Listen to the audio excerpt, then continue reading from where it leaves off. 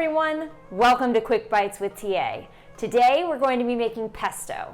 Now I know you're probably thinking, that stuff my mom gets in the jar at the supermarket and is so good on spaghetti.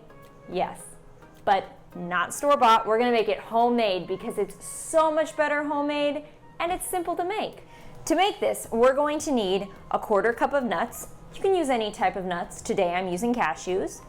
A 1/3 cup of shredded Parmesan cheese, 1 garlic clove, a 1/3 cup of good olive oil, salt, and lots of basil. 1.5 cups of leaves to be exact. Before we make the pesto, we're gonna toast the nuts first. Now this is just an optional step, but toasting the nuts really brings out all of the yummy flavors in them so nice. So that's why I like them toasted. So we're just gonna spread them out on a baking sheet and then into the oven for 8 minutes at 325. While we wait for the nuts to be toasted, we need to pick all of the basil leaves off the stem.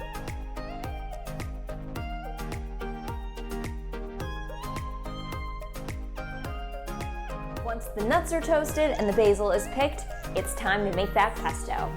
Today, I've decided to use a food processor to make the pesto. Now, you could also use a blender, but make sure that you have an adult who gives you permission and helps you to set it up. To begin with, we're gonna start by adding our nuts, along with our cheese, and the clove of garlic. Blitz until finely ground.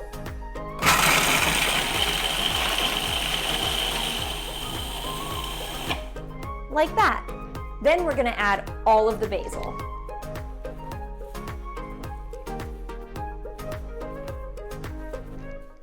Now make sure the lid's on securely and take the little tiny topper off so you can pour the oil in while you blend the basil.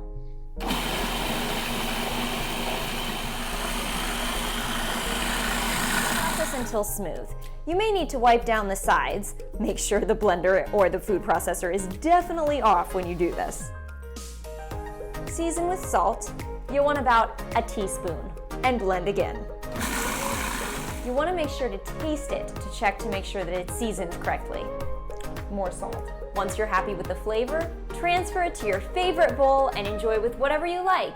You can put it on pasta, you can put it on top of pizza, in your grilled cheese, or my personal favorite, on top of toast. Enjoy.